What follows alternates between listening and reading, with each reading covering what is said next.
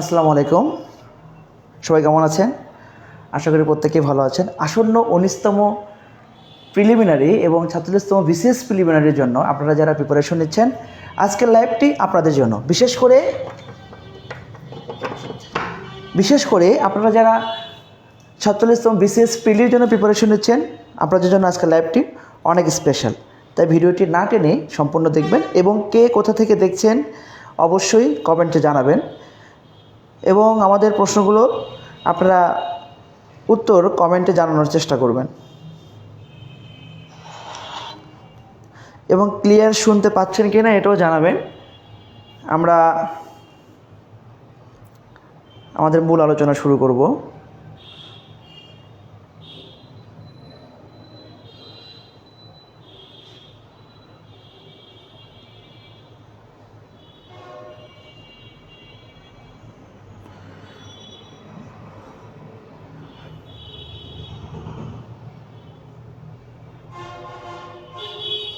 আমাদের সাথে কে কে লাইভে যুক্ত আছেন অবশ্যই জানাবেন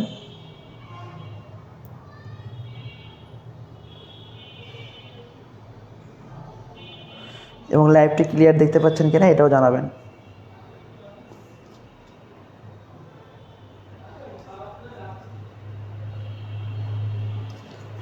আমরা শুরু করি, চলেন আমাদের আলোচনা আমরা শুরু করি।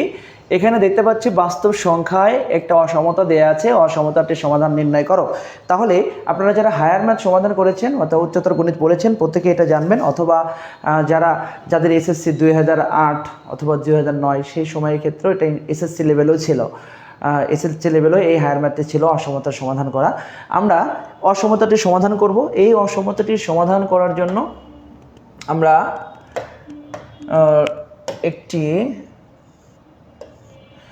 সূত্র শিখব যে আমরা জানি যে মডুলাস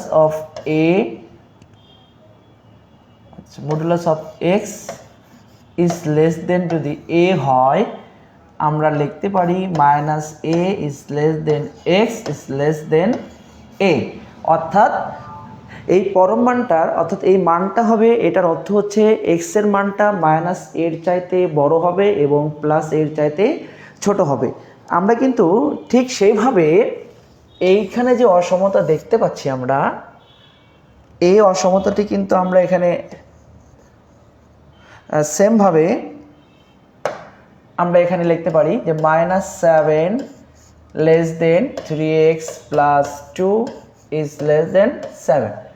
তাহলে বলছে অসমতাটির সমাধান অর্থ হচ্ছে আমরা এখানে যে চলক থাকবে, যদি এক্স চলক অথবা ওয়াই চলক অথবা জেড চলক থাকে, ওই চলকের মাধ্যমে আমরা সমাধানটি করব।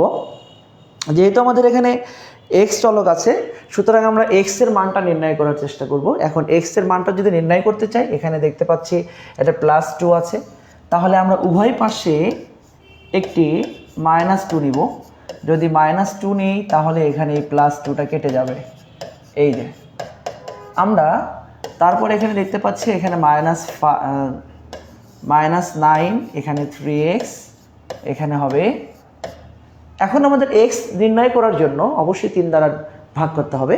আমরা কিন্তু 3 দ্বারা ভাগ করব। এখানে -9 ডিভাইডেড বাই 3, এখানে আমরা 3x ডিভাইডেড বাই 3, এখানে 5 ডিভাইডেড বাই 3। তাহলে আমরা এখান থেকে বলতে পারি যে -3x 5 ডিভাইডেড বাই 3।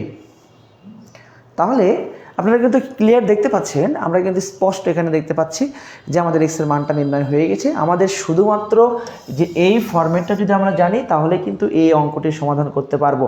আপনারা সবাই বুঝতে পেরেছেন কিনা অবশ্যই কমেন্ট করে জানাবেন এবং কে কোথা থেকে দেখছেন এটাও একটু কমেন্ট করে জানাবেন। কে কোথা থেকে দেখছেন এটাও কমেন্ট করে জানাবেন এবং আপনারা ক্লিয়ার বুঝতে পারছেন কিনা এটাও একটু জানাবেন। আপনারা যদি আপনাদের মূল্যবান মতামত অবশ্যই কমেন্ট বক্সে জানাতে পারেন।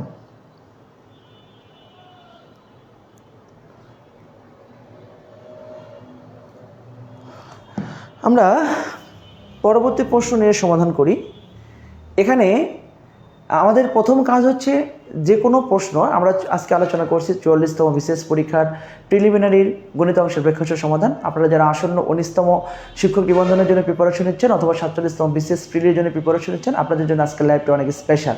আপনারা অবশ্যই ভিডিওটি না টেনে সম্পূর্ণ দেখবেন। এবং ইতিমধ্যেই আমাদের সাদিক একাডেমির পক্ষ থেকে ইতিমধ্যে আমাদের আসন্ন 19তম শিক্ষক নিবন্ধনের দ্বিতীয় ব্যাচে ভর্তি চলছে, অর্থাৎ ব্যাচ 2 এ ভর্তি চলমান আছে এবং ব্যাচ 1 এর ক্লাস এবং ব্যাচ 2 এর ক্লাস চলমান আছে।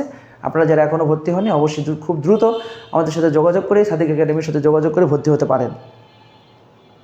এবং আমি মনে করি যে আপনারা যদি আমার মতো যদি NTRC এর মাধ্যমে একজন শিক্ষক হতে চান তাহলে অবশ্যই আপনার জন্য এটা একটা বেস্ট প্ল্যাটফর্ম। এই জন্য আপনারা অবশ্যই সাদিক একাডেমির সাথে যোগাযোগ করে অবশ্যই ব্যাচ 2 এ ভর্তি হয়ে যাবেন।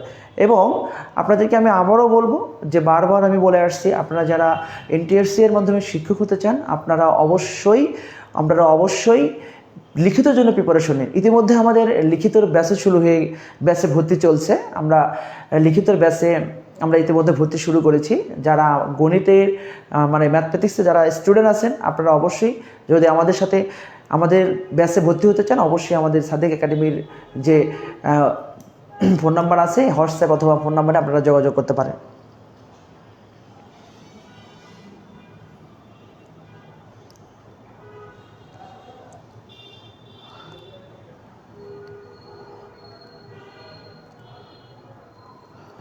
আমরা এই প্রশ্নটা দেখি। আমাদের যে কোনো প্রশ্ন সমাধান করার জন্য অবশ্যই প্রথমে আমাদের প্রশ্নটা পড়তে হবে। এখানে দুটো রাশি দেয়া আছে, সংখ্যার সহগের গসাগু নিচের কোনটি। এখানে কিন্তু বলছে এত এর সংখ্যা সহগের গসাগু, মানে এখানে যে দুটো রাশি দেয়া আছে সংখ্যা সহগের গসাগু নির্ণয় করো। আচ্ছা, আমি প্রশ্নটা বুঝিয়ে বলি আপনাদের। এখানে দুটি বীজগণিতীয় রাশি দেওয়া আছে, বলছে সংখ্যা সহগ, অর্থাৎ এখানে যে সংখ্যা আছে 6, এই 6 এর সহগটা এবং এখানে যে 4টা আছে এই 4 এর সহগ যে দুটো রয়েছে এই দুটা সহগের আমাদের গসাগু নির্ণয় করতে বলছে। তাহলে আমরা ওই দুটো সহগের গসাগু নির্ণয় করব। প্রশ্নটা কিন্তু পড়ে আপনার বুঝতে হবে, এখানে কিন্তু টোটালি গসাগু নির্ণয় করতে বলেনি, এখানে বলেছে যে সংখ্যার সহগ। তাহলে এখানে আমরা বলতে পারি 6 এর সহগ যেটা দেয়া আছে a স্কয়ার bc, যদি আমরা ভেঙে নিই a into b into c, এবং আমরা যদি এখানে লিখি 4 এর সহগ যদি লিখি এখানে a cube b square c square, তাহলে আমরা এখানে মানটা ভেঙে দিতে পারি b into b c into c। এখন কিন্তু আমরা বলতে পারি যে গসাগু, আমরা কিন্তু জানি যে গসাগু হচ্ছে প্রত্যেকটি রাশির ভিতরে যে মানটা কমন এই মানটাকেই আমরা গসাগু বলবো। এখানে একটা এ আছে, আমরা আরও একটা এ নিতে পারি, এখানে একটা বি আছে, এখান থেকে আমরা একটা বি নিতে পারি, এবং এখানে একটা সি আছে, আমরা এখান থেকে একটা সি নিতে পারি। তাহলে কিন্তু টোটালি বলতে পারি a স্কয়ার বি সি। তাহলে এই মানটাকে কিন্তু আমরা গসাগু বলবো। তাহলে প্রশ্নটা কিন্তু আমরা অবশ্যই পড়তে হবে, কারণ প্রশ্ন না পড়ে কিন্তু উত্তর করা যাবে না। কারণ এখানে কিন্তু আপনারা অনেক স্টুডেন্টই কিন্তু আপনারা কিন্তু সরাসরি গসাগু নির্ণয় করবেন, কারণ এখানে উত্তর দুটাই দেওয়া আছে, সাধারণ এটাও দেওয়া আছে এবং গসাগুর উত্তরটাও দেওয়া আছে। অর্থাৎ যদি শুধু সরাসরি গসাগু নির্ণয় করতে বলতো তাহলে আমাদের এটা হবে উত্তর, কিন্তু যেহেতু সংখ্যার সহগের গসাগু নির্ণয় করতে বলেছে এই জন্য উত্তর হবে আমাদের এইটা। মানে প্রশ্নটা এমনভাবে সেট আপ করা থাকবে, এখানে আপনার ভুল আনসারটাও দেওয়া থাকবে, সঠিক আনসারটাও দেওয়া থাকবে, এই জন্য এদিকে অবশ্যই খেয়াল রাখবেন।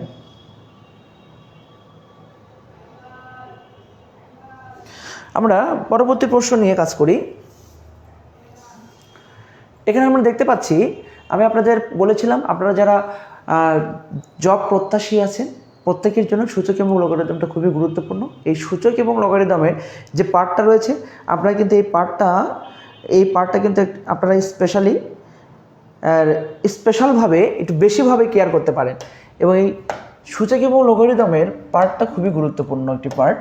আমরা জানি যে লগারিদমের ক্ষেত্রে আমরা বলবো যে লগ এ বি, এটাকে আমরা প্রকাশ করি লগ এ প্লাস লগ বি, এটার মাধ্যমে প্রকাশ করি।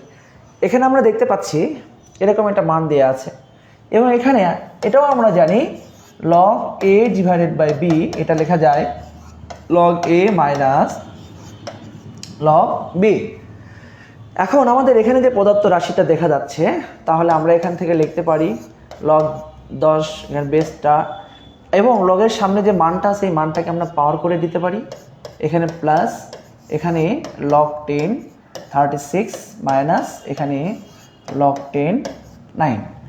আমরা কিন্তু চাইলে এটা আমরা লগ লিখলাম এখানে 25। আচ্ছা, এখানে আমরা যদি লগ 10টাকে ব্যবহার করি, অর্থাৎ দুইটা লগ 10-এর ভিতরে একটা লগ 10, অর্থাৎ এই সূত্রটা যদি প্রয়োগ করি যে log A minus B log A divided by B, তাহলে অবশ্যই বলতে পারি এ ডিভাইডেড বাই বি, এটা আমরা বলতে পারবো। সেই ক্ষেত্রে আমরা কিন্তু এখানে বলতেই পারি যে লগ 10 25 প্লাস লগ 10 এখানে হবে 4। এখন কিন্তু আমরা এখান থেকে প্রথম সূত্র ব্যবহার করতে পারি, যদি লগ 10 ইন্টু এখানে এ ইন্টু বি, তাহলে এখান থেকে আমরা পাচ্ছি লগ 10 100, এবং আমরা কিন্তু এইখান থেকে এই 100কে কিন্তু ভেঙে দিতে পারি যে লগ 10 10 স্কোয়ার, এটাও আমরা লিখতে পারি। তারপর কিন্তু আমরা এই পাওয়ারটাকে আবার পুনরায় সামনে নিয়ে আসতে পারি, অর্থাৎ লগ 10 এই যে, এবং আমরা এটা জানি এই বেজ এবং মানটা যখন সমান হবে তখন তার মানটা হবে 1, অর্থাৎ আমাদের উত্তর হবে 2। তাহলে এই একটি অঙ্ক করার জন্য আমাদের যতগুলো ফরম্যাট ব্যবহার করতে হয়েছে, এই প্রত্যেকটি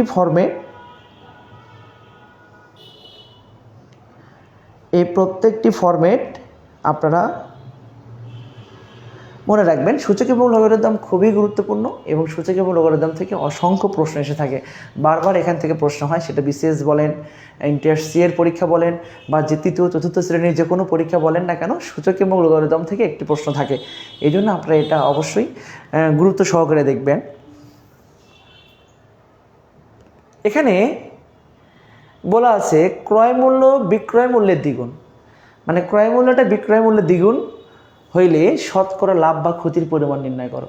তাহলে ক্রয় মূল্য বিক্রয় মূল্যের দ্বিগুণ, তাহলে বিক্রয় মূল্য আমরা এখানে একটু ধরে নিই যে, আমরা যদি এখানে একটু ধরে নিই যে বিক্রয় মূল্য 50 টাকায় ধরে নিলাম, তাহলে ক্রয় মূল্য, তাহলে এখানে দ্বিগুণ বলছে, তাহলে এখানে ক্রয় মূল্য, এখানে বলছে ক্রয় মূল্যটা বেশি হচ্ছে, বিক্রয় মূল্যটা কম। আমি যেভাবে আমি যদি এক্স ধরে নিই বা ক ধরে নিই, সেম কেস হবে। সেই ক্ষেত্রে মানে ক্রয় মূল্য বেশি, বিক্রয় মূল্য কম। তাহলে বিক্রয় মূল্য যদি কম হয়, ক্রয় মূল্য যদি বেশি হয়, সেক্ষেত্রে আমরা অবশ্যই বলবো ক্ষতি হয়েছে। আর লাভ কখন হবে? যদি বিক্রয় মূল্য বেশি হয়, ক্রয় মূল্য যদি কম হয়, তাহলে লাভ হবে।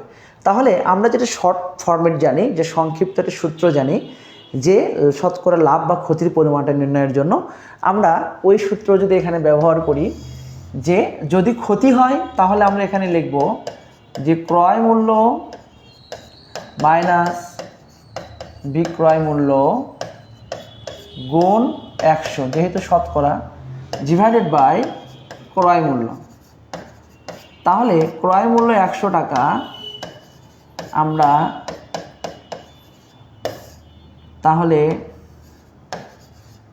এই 100 কেটে দিতে পারি এখানে 50%।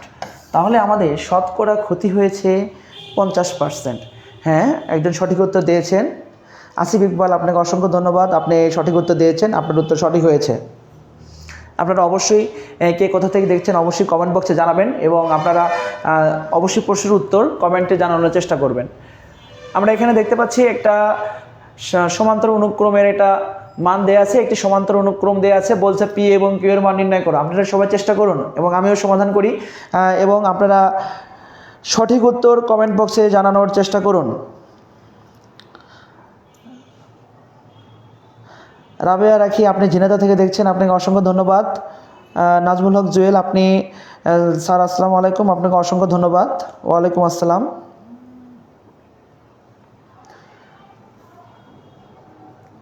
আমরা পরবর্তী প্রশ্ন ট্রাই করি এবং আপনারাও দেখেন। এখানে বলা আছে যদি 4টা পদ দেয়া আছে সমান্তরাল অনুক্রমে থাকে তাহলে পি এবং কিউ এর মান নির্ণয় করো। তাহলে সমান্তরাল অনুক্রম থাকতে পারে, গুণোত্তর অনুক্রম থাকতে পারে। আমরা সমান্তরাল যদি অনুক্রম থাকে এখানে দেখা যাচ্ছে আমরা স্পষ্ট দেখতে পাচ্ছি 4টি পদ দেয়া আছে। এটা প্রথম পদ, এটা দ্বিতীয় পদ, এটা তৃতীয় পদ এবং এটা চতুর্থ পদ। এবং সমান্তরাল অনুক্রমকে প্রথম পদকে আমরা প্রকাশ করি এ দ্বারা এবং সাধারণ, আচ্ছা প্রয়োজন নেই, এটা লিখে ফেলি, সাধারণ অন্তরকে আমরা প্রকাশ করি ডি দ্বারা। আচ্ছা, এবং এনতম পদকে আমরা প্রকাশ করি হচ্ছে a plus n minus 1 into D.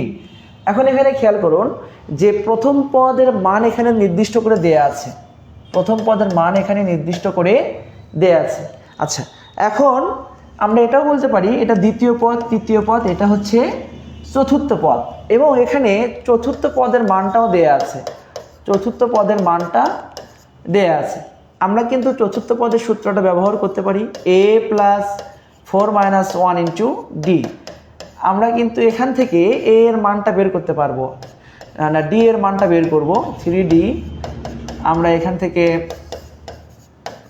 তাহলে ডি এর মানটা আমরা বের করব, D is equal to 2 into 1 divided by 3 অর্থাৎ 7।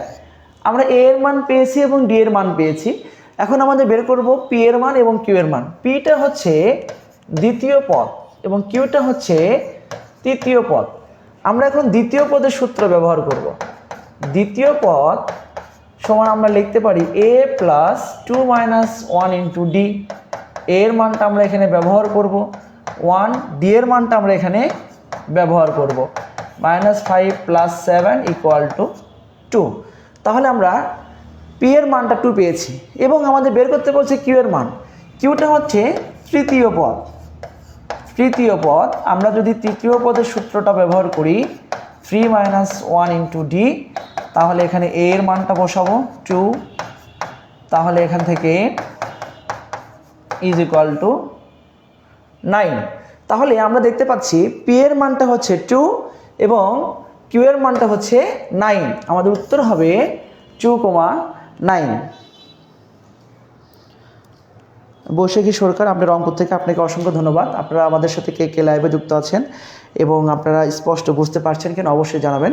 আপনারা যারা আসন্ন 47তম বিসিএস প্রিলিমিনারিতে অংশগ্রহণ করবেন আপনারা অবশ্যই 10ম বিসিএস থেকে শুরু করে 46তম বিসিএস পর্যন্ত শুধু গণিত না, গণিত মেন্টাল এবিলিটি না, এখানে আপনার যতগুলো সিলেবাসের যে কয়টা পার্ট আছে প্রত্যেকটি পার্ট ব্যাখ্যা সহ সমাধান করবেন এবং এখান থেকে কিন্তু আপনারা অনেকগুলো প্রশ্ন কিন্তু কমন পাবেন।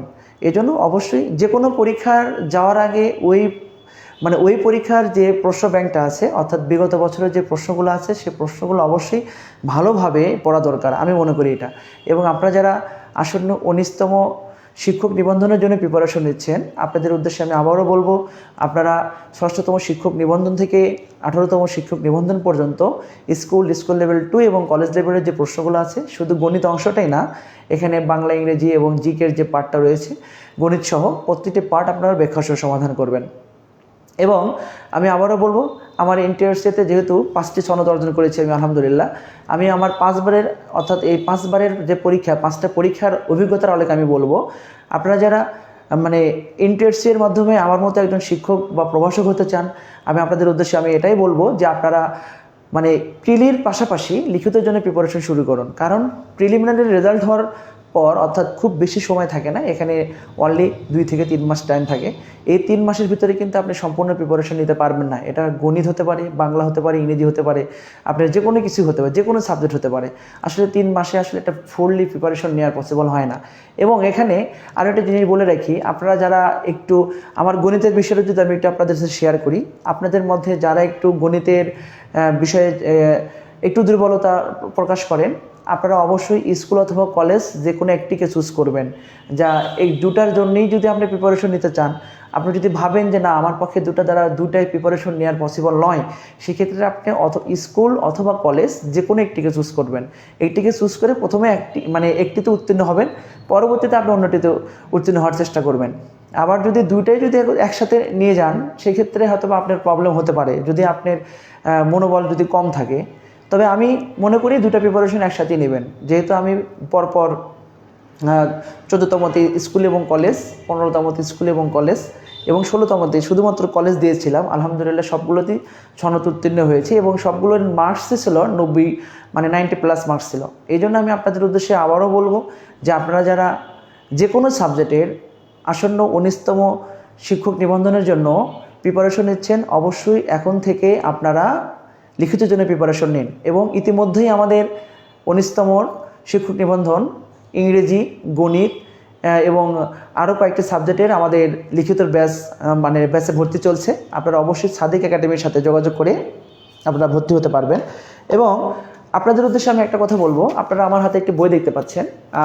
এই বইটি আমাদের সাদিক একাডেমি থেকে প্রকাশিত হয়েছে। এই বইটি হচ্ছে আসন্ন 19তম প্রিলিমিনারিকে উদ্দেশ্য করে লেখা হয়েছে। এখানে কিন্তু 1000 পৃষ্ঠা রয়েছে, এখানে টোটালি 1000 পৃষ্ঠা রয়েছে। এই বইটি কিন্তু শুধু প্রিলিমিনারির জন্য না, এই বইটি পড়লে কিন্তু আপনি আপনার বেসিক থেকে শুরু করে মোটামুটি একটা পরিপূর্ণ ধারণা আসবে এবং আমি বিশ্বাস করি প্রত্যেকটি চাকরি পরীক্ষায় আপনাকে এটা সর্বোচ্চ সহযোগিতা করবে। এবং এই বইটিতে আপনারা পাচ্ছেন 18তম শিক্ষক নিবন্ধন থেকে 6ষ্ঠতম শিক্ষক নিবন্ধন, স্কুল পর্যায়ে 2 এবং কলেজ লেভেলের যে প্রশ্নগুলো, এবং পাশাপাশি পাচ্ছেন প্রাইমারি সকল প্রশ্নের ব্যাখ্যাসহ সমাধান এবং 10তম বিসিএস থেকে 44তম বিসিএস পরীক্ষার ব্যাখ্যাসহ সমাধান। শুধু তাই নয়, এখানে আপনারা আরও পাবেন বাংলা, ইংরেজি, জিকে এবং গণিতের যে আপনাদের এনটিআরসি যে সিলেবাস রয়েছে, ওই সিলেবাস অনুযায়ী এখানে সম্পূর্ণ আলোচনা সহ এমসিকিউ টাইপের অসংখ্য প্রশ্ন দেয়া আছে এবং তার সাথে সাথে এখানে সাম্প্রতিক বিষয়গুলো সংযুক্ত করা হয়েছে। আমি মনে করি এই একটি বই যদি আপনি ভালোভাবে পড়তে পারেন, তাহলে ইনশাআল্লাহ আপনি আসন্ন 19তম প্রিলিমিনারি অবশ্যই উত্তীর্ণ হবেন। চলুন আমরা পরবর্তী প্রশ্নটা দেখে লক্ষ্য করি।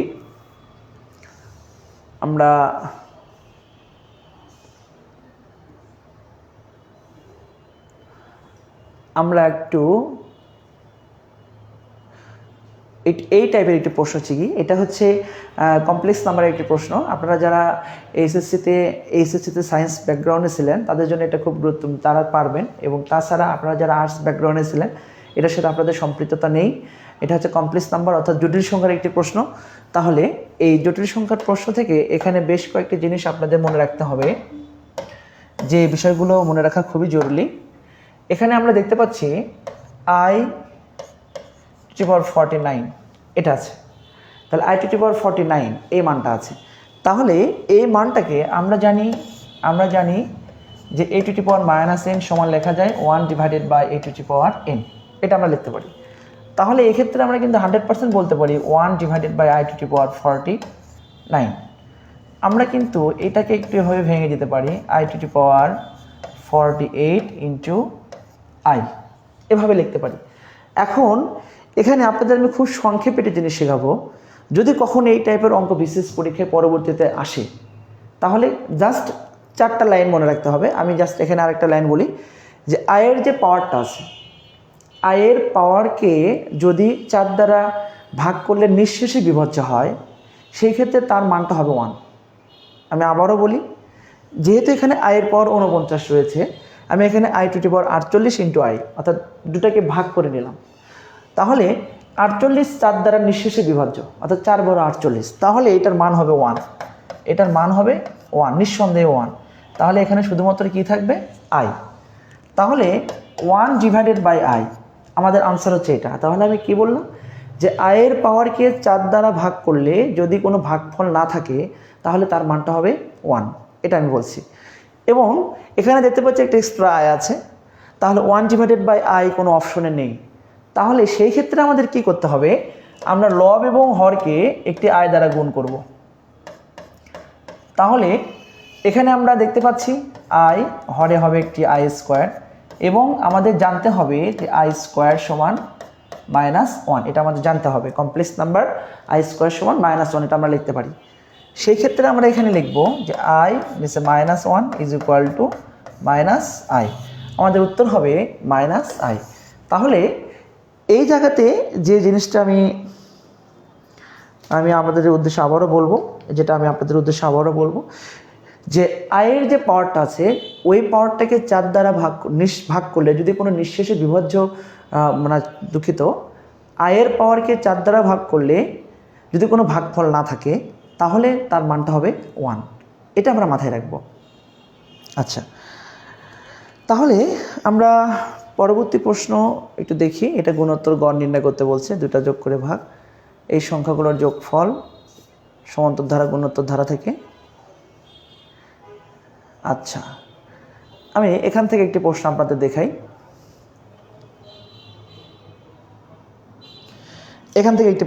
দেখাই। এটা সুষম বহুভুজের প্রত্যেকটি কোণ দেয়া আছে এখানে এবং বহুভুজের সংখ্যা নির্ণয় করতে বলছে।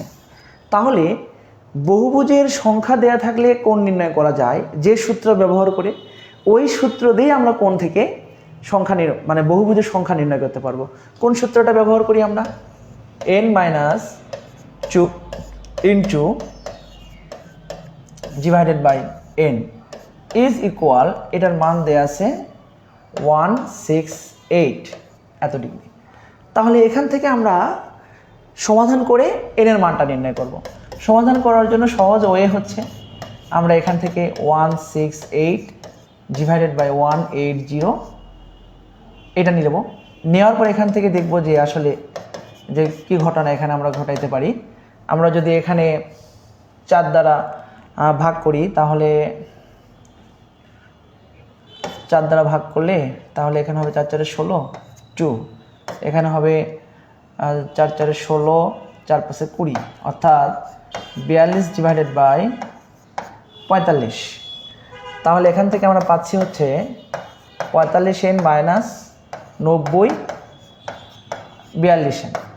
তাহলে 45n থেকে আমরা যদি 42কে বাদ দিই তাহলে পাবো 3n। আমরা যদি এবার যদি 3 দ্বারা ভাগ করি তাহলে পাবো 3 3 90 অর্থাৎ n ইকুয়াল টু 90কে আমরা 3 দ্বারা ভাগ করলে পাবো এই যে। তাহলে আমাদের এখানে হবে এই বহুভুজ এর বাহুর সংখ্যা হবে 30।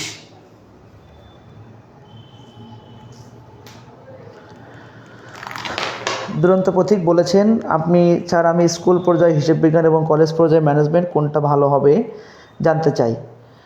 আপনার হিসাব বিজ্ঞান এবং ম্যানেজমেন্ট স্কুল পর্যায়ে আসলে আপনি যে কোনো একটাতে আবেদন করতে পারেন, আপনার কাছে যেটা সুবিধাজনক মনে হবে। অবশ্যই আপনি যদি মনে করেন যে আমি দুটাতে আবেদন করব, যেহেতু আপনাদের কমার্স ফ্যাকাল্টিতে সবসময় আসন সংখ্যা খুব সীমিত থাকে, এই জন্য আপনার এমনভাবে প্রিপারেশন নিতে হবে যাতে আপনি ভালো একটি স্কোর করতে পারেন।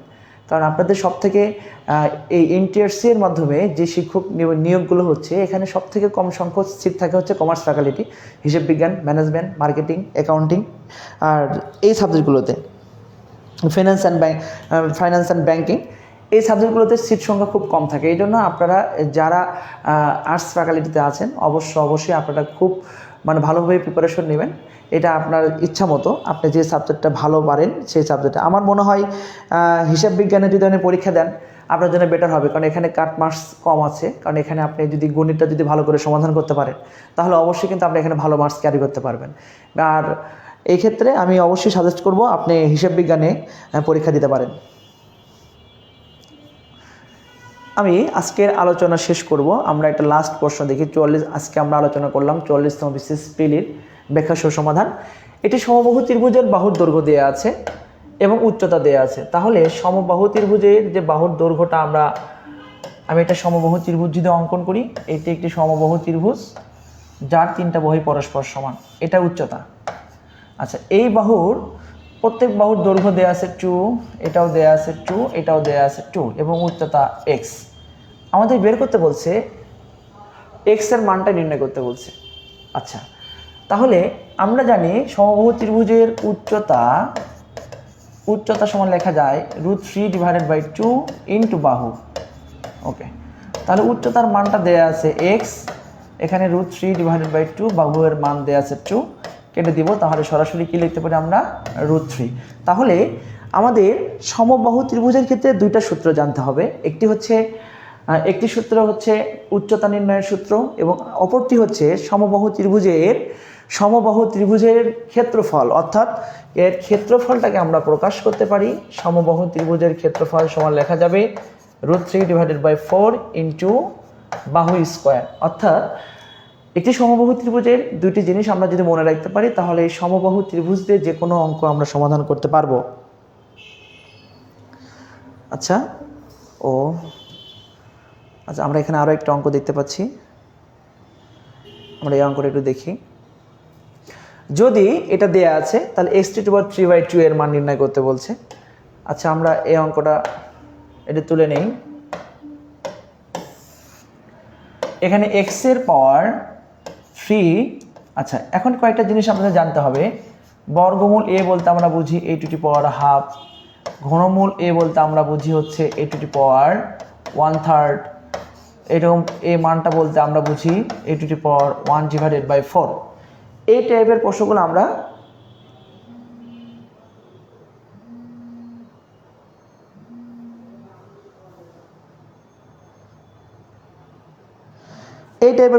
জানি। সেই ক্ষেত্রে আমরা কিন্তু এখান থেকে কিন্তু আমরা এরকম টাইপের সমাধান এটা করতেই পারি যে 1/4 = 2।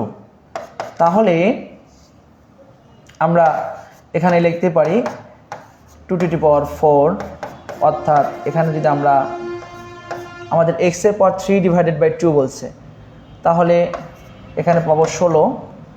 তাহলে আমরা যদি উভয় পাশে বর্গমূল করে দেই তাহলে কিন্তু আমাদের উত্তরটা চলে আসবে। বর্গমূল অর্থ হচ্ছে এখানে আমাদের হাফ লিখতে হবে, এখানে 4, অর্থাৎ আমরা বলতে পারি পাওয়ার এবং পাওয়ার গুণ করে দিলে আমাদের মানটা নির্ণয় হয়ে যাবে। তাহলে এই টাইপের প্রশ্নগুলো কিন্তু আমাদের আসতে পারে। সবাই ভালো থাকবেন। আমি আবারও বলি, আপনারা যারা আসন্ন 19তম শিক্ষক নিবন্ধন পরীক্ষার জন্য প্রিপারেশন নিচ্ছেন, আমাদের সাদিক একাডেমির পক্ষ থেকে 19তম শিক্ষক নিবন্ধন প্রিলির ব্যাচ 2 ভর্তি চলছে। অবশ্যই আপনারা খুব দ্রুত ভর্তি হবেন এবং আমাদের আসন্ন 19তম প্রিলির পর, অর্থাৎ আমরা অলরেডি লিখিতের জন্য যে ব্যাচটা চালু করেছি, আমাদের গণিত এবং ইংরেজির ব্যাচ অলরেডি আমাদের ভর্তি শুরু হয়ে গেছে। আপনারা অবশ্যই আমাদের সাথে যোগাযোগ করে আমাদের ব্যাচে ভর্তি হতে পারেন। সবাই ভালো থাকবেন, সুস্থ থাকবেন। আল্লাহ হাফেজ।